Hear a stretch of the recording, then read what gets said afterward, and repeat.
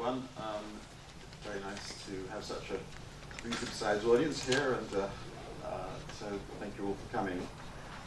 And also, can I thank speakers for the talks in the first session. They are very relevant to what I want to say. Ricardo told us that central banks are increasingly concerned about the rate of interest, I'm not quite sure which one, but the rate of interest compared with R-starred, meaning the neutral rate. All I can say is, short two words, oh dear. That's not the way to get to the right answer, I'm afraid, really isn't. I'm going to be talking really about what's gone wrong in macroeconomics. You summarized my talk very quickly. The profession, expounding mainstream economics, I put it that way, in spring of 2020 was expecting years of disinflation, and we're now, of course, in late 2022, and we have the highest inflation for 40 years. The profession was completely wrong. Why? Fundamental question. I'm going to argue that the trouble arises because of the models that economists use, and it's implicit in such models that they exclude certain categories. Their models have to be tractable, to be analytically helpful, have to exclude certain categories, but the exclusion of certain categories means that they are, to a degree, unrealistic. And the question of exactly what's gone wrong in these models is basically they've become very unrealistic, principally, of course, by excluding money and banking from the discussion. I'm going to argue that these problems originate in Keynes' General Theory, but they really come through the Samuelson textbook, and the Samuelson textbook is really the polemical target of this talk. So that's really what I want to say. But let me now go through my presentation. I'm going to, as I said, spend some time, just perhaps 2 or 3 minutes, on Ricardo's talk was a very good illustration of this, although he didn't talk much about fiscal policy. Essentially, policy is seen as only about setting the policy rate of the central bank. A lot of ambiguity, because Keynes' rate of interest was in fact the bond yield, but anyway. And in this framework, such operations as quantitative easing, quantitative tightening don't really fit. And they certainly don't fit, so they get defined as called unconventional. They're not deemed to matter because they affect the quantity of money, except they do affect the quantity of money, they're not important. Anyway. So that's kind of, in my view, the sort of macro mainstream analysis that's led to the problems.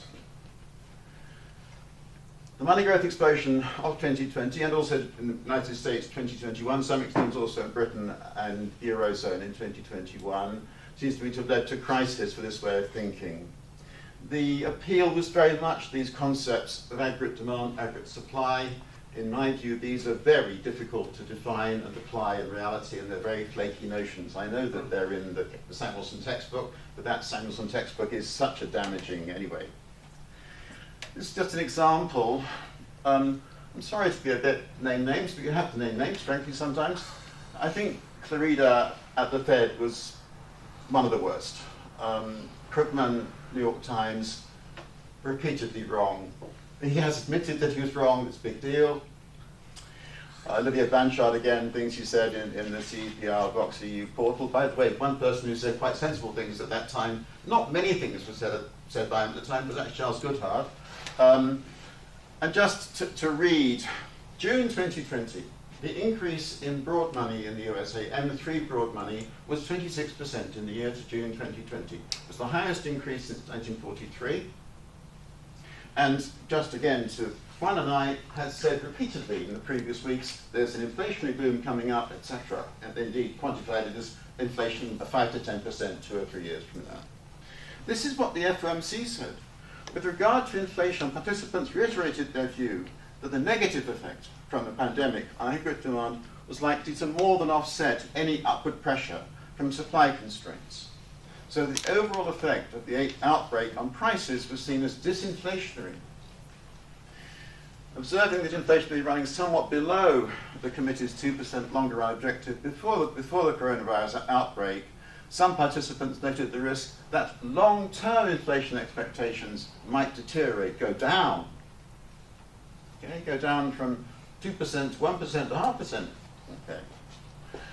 Participants noted that a highly accommodative stance would be needed for some time to achieve the 2% inflation objective over the longer run. In fact, there are phrases for several years implying that policy would have to be stimulatory until, say, 2025 or 2026. Hopelessly wrong. Now, nowadays, theories. This all goes back to theories. What do these people believe? Well, in the 21st century, we've had Woodford's Interest and Prices. I'll be talking a bit about that at the end.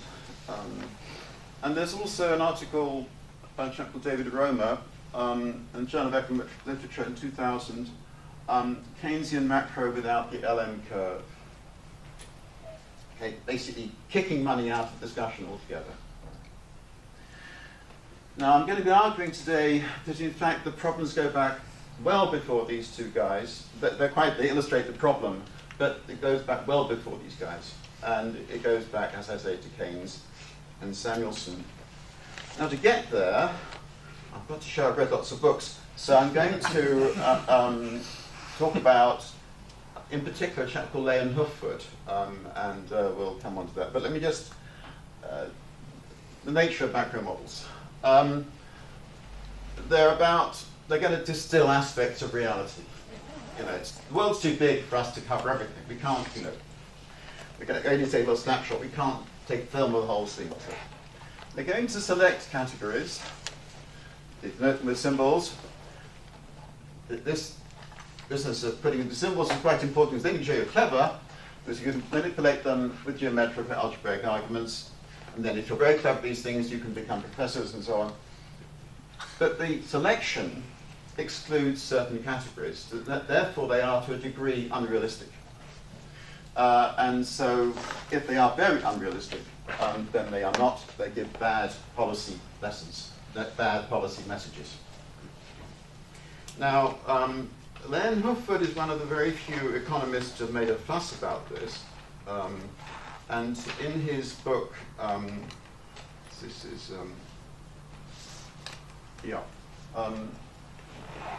I don't think what I said, by the way, is in any sense unobjectionable. I think it's really rather clear, rather obvious. Leon Hufwood wrote this book in late 60s on Keynesian economics and the economics of Keynes. And he said that the profession as of then, really, this is really the Samuelson textbook, had misled, had been very dishonest about his representation of Keynes. Go through this will all seem a long, long time ago. I'm sorry, it's absolutely fundamental understanding how economists think and explaining what's gone wrong today. All right. So his target was the income expenditure model. That's also mine. He did refer to Tobin also as having a similar concern. What you include in your models and what you exclude then affects your conclusions you draw. And Tobin was worried about this as well. Different economists have different visions of how the economy works. Visions is a word used, of course, by Schumpeter in his classic history of economic thought. Now, I'm going to have to move quickly on all this stuff. The point is that sometimes this excluding certain categories means that potentially significant causal relationships vanish from sight. And my argument is that the aggregated structure, Leon Hufwood used this phrase, aggregated structure, to refer to categories included in models. Aggregated structure of Keynes' general theory did much harm to economists' conceptualization of the relationship between money and the economy, and so all led to this vanishing of significant causal relationships, and in the COVID-related period, to an egregious loss of predictive power. Now, this stuff may seem a little bit rarefied. Bear with me. It is quite important, actually. There's all sorts of ways of presenting different models. When Keynes originally came out General Theory, many people were very puzzled. And Hicks then did his ISLM curve, and LM curve then being kicked out by Roma in the year 2000. And this is the way that Len Hoofwood saw Keynes's model. I'm not going to go through it, talk about it very long. This is really how the income expenditure model works. There's a world of commodities, goods and services, there's a world of employment, there's bonds, there's money. And according to Len Hoofwood, this isn't really correct. In fact, the way Keynes thought about things was obviously consumer goods, labor service, same as over there, but it's all non-money assets and money. And that, is it a world of money and bonds, or money and all non-money assets? May sound incredibly simple and obvious, yeah? Massive problems have arisen because actually macro is about this and not that. And I will agree with Len Hoofwood about all this, except that in my view, the treatise is fine. That is indeed where the general theory is where it all goes wrong. And general theory then comes through the Samuelson textbook. By the way, this is very esoteric, but this chap Patinkin, he wrote this great book, Money, Interest and Prices. He, in fact, in that, his aggregated structure is again the income expenditure model. Patinkin doesn't talk at all about equities and real estate. That's really, and in my view, this really ruins Patinkin's. I mean, it's a wonderful theoretical text. It's not really about reality. Now, I'll be very quickly here. Because of what Len Hoofwood then did say, that Keynes's habit was to use the rate of interest. You know, Ricardo's talk, don't use the rate of interest, was to use the rate of interest as a synonym for the general level of asset prices. And as I say, I think that's true of much of Keynes's work, but not as he gets older, not after he's written a general theory. Then he gets deluded by this theory that he had that he thought was terribly important. Okay. Now you're going to get more of me. You're going to get more of a discussion of, I think, the right aggregated structure of the economy is. And by the way, you're taught this if you do an MSc in money, banking, and central banking at the University of Buckingham.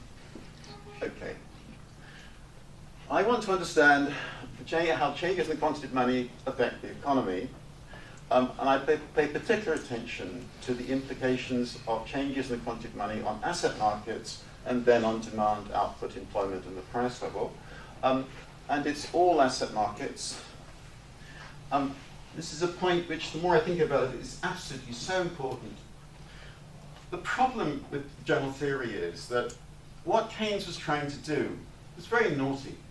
He thought of this new theory of the rate of interest, in which it's determined by the interaction between the demand to hold money balances that some of you will have done an undergraduate macroeconomics course. The downward sloping curve, which goes flat at the very end, where the demand for money is infinitely elastic. And then through the middle, you stick your supply of money function to determine the quantity of money and the rate of interest. Okay. The supply and demand diagram, his great mentor, Alfred Marshall, would be so pleased. A supply and demand diagram to determine the rate of interest. Wow. This is very different from his previous work. This is the great innovation. This then comes through into the idea that national income is a multiple of investment, and investment depends upon the rate of interest.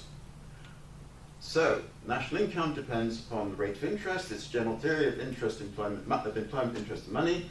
And it was previously going to be called the monetary theory of production.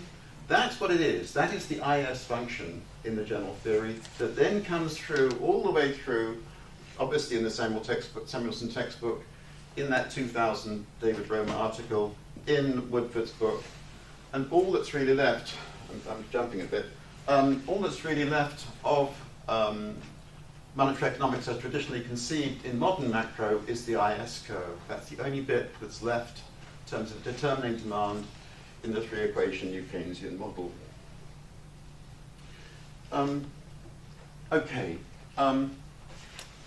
Actually, if you're thinking about an economy that's growing and with a varying inflation rate and a varying inflation expectations, the liquidity preference theory of rate of interest just doesn't stack up.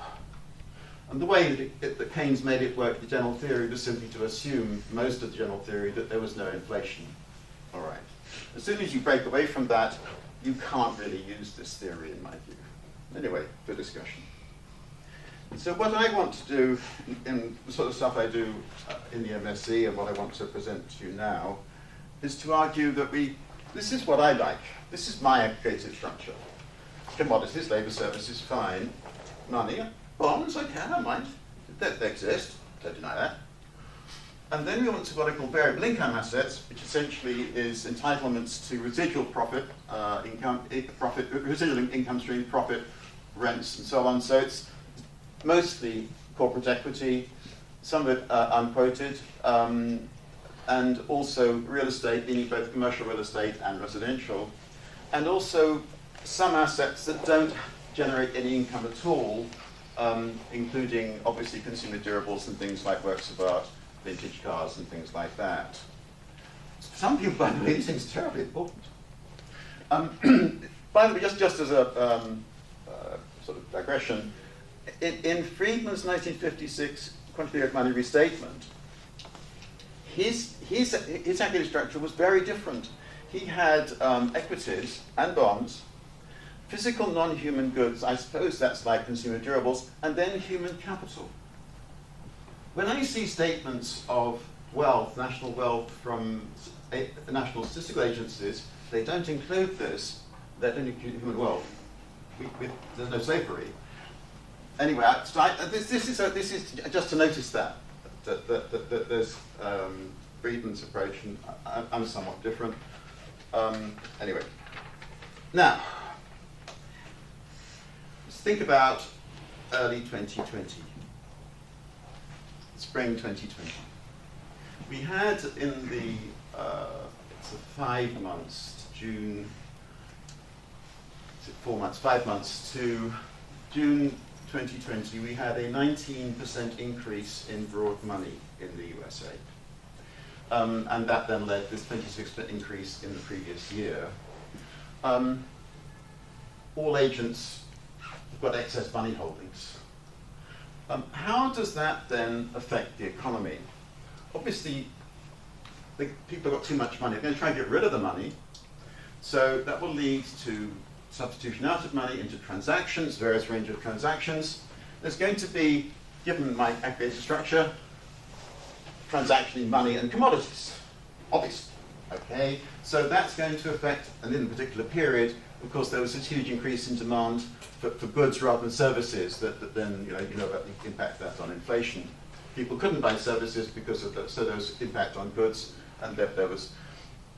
Look, I don't dispute this thing is true. There is some of this stuff. There is some substitution of money and bonds. We'll see how important it is in a second, but this is really what's going on. You have too much money in the bank. What do? You might go and buy another house, or you can a second home, or you can put it into one of your savings products, you can put it in a unit trust. You don't want it in the bank, because the bank is a useless asset to hold, doesn't give any decent return, and before it was sufficient for transaction purposes. So you move into something that affects share prices, house prices. Okay, you get that. And then also there's substitution between money and use value assets, things like works of art, vintage cars, and so let's just be clear, I do include bonds in my wealth, that's fine, but I've got these two things as well, and to me, these are much, much more important. Okay. And now really, I suppose I come to what is the, how am I going for time? We've got 1 minute. We've got 1 minute. Well, look, I'm going to go over that. I'm sorry. Sorry. This is the shares of different assets in US household wealth at the end of last year. So you can see this is basically real estate, 25%, mostly houses. This is holdings of corporate equity, it's mostly in Wall Street, mostly. And then there's life and pension assets, the green bit about 20%. All right? And bonds, please, bonds, 1.6%. Now, I don't say that bonds dominate macro theory and that rate of interest, the bond yield, doesn't dominate reality. Now, I know that the life and pension funds hold a lot of bonds, but even then, that doesn't get you any. It's the other assets that really matter. Okay? So, what I put it to you is that what really was going on in 2020 and 2021 was that agents. I just make another point here that bonds include a lot of government bonds, and there is an argument associated with Barrow, Robert Barrow, that that's not part of the nation's net wealth, but I won't go through that now. What I'm getting at is that bonds dominate macro theory, and they are trivial in the real world. So, this is what modern macro tends to focus on, although actually it's got worse than that, because what it really is about is the relationship, the central bank rates. I mean, I wish Whitford and so would make clear what they really mean by the rate of interest. They don't actually mean the rate of interest in the sense that Keynes vintage bond yields, they mean the central bank rate. And what it is about, what monetary policy is simply the central bank rate against aggregate demand, part B. So, this is what modern macro cuts this out, cuts that out, it's just this. And this is what's all that's left in the three-equation new Keynesian model. That's it. By the way, the three-equation new Keynesian model was described by Hugh Hill in the recent speech as iconic. God. So, to me, just relying upon this IS curve is absolutely crazy. All right, you can read that if you. I've got to move quickly. I'm going to skip through Blau. And I'm going to go through Blau. I'm going to skip in. This is, again, I've got to show I've read some books, but I have read some books, so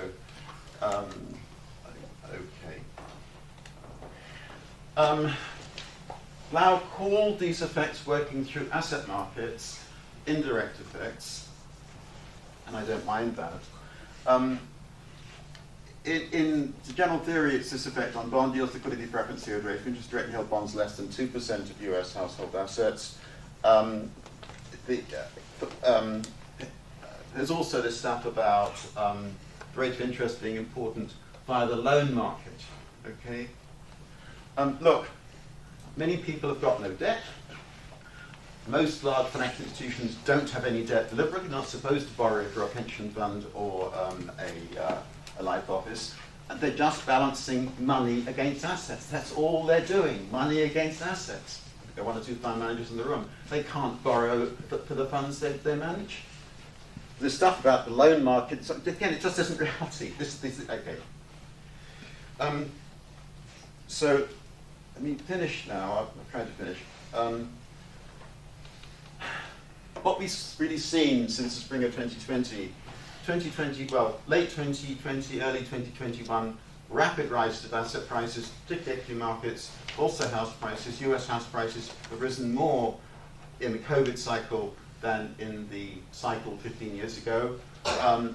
Heaven knows why they can be justified by COVID, please. It's money that caused it.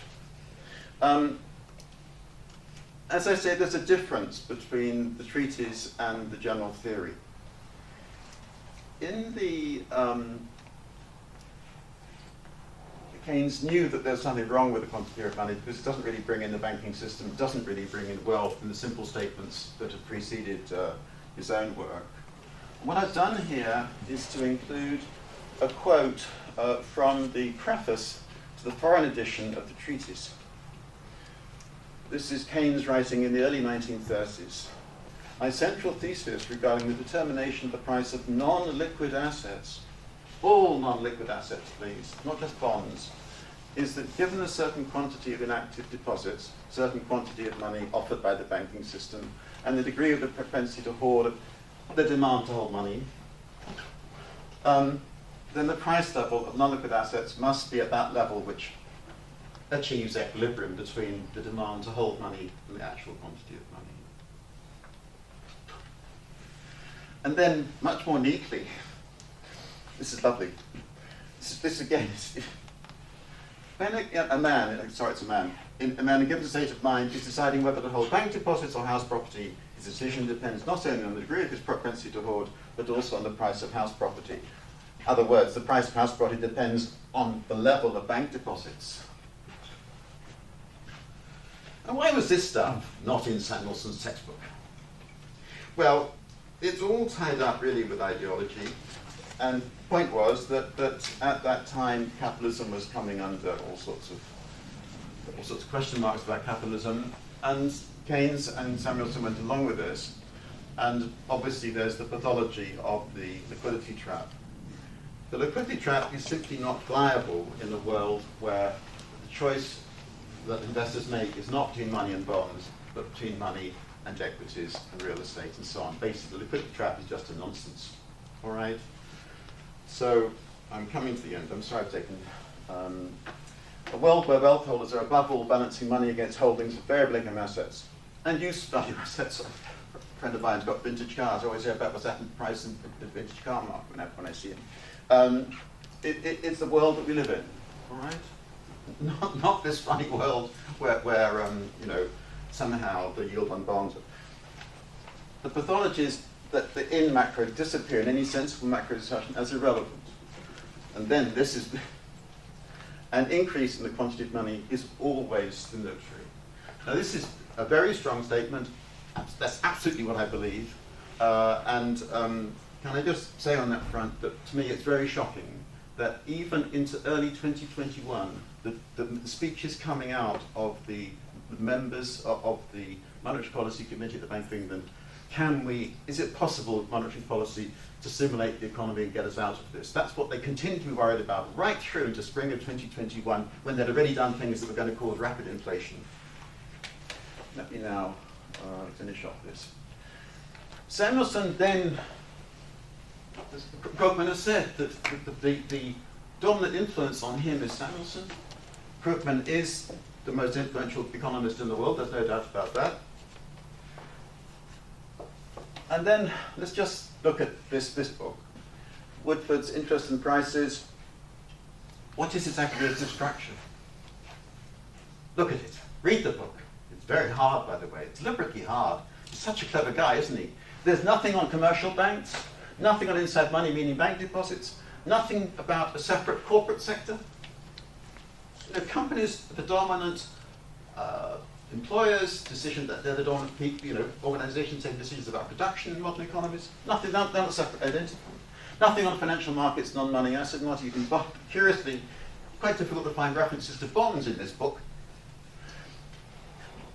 The aggregated structure, the categories contained in the macro model are fundamental to the conclusions it reaches. All right?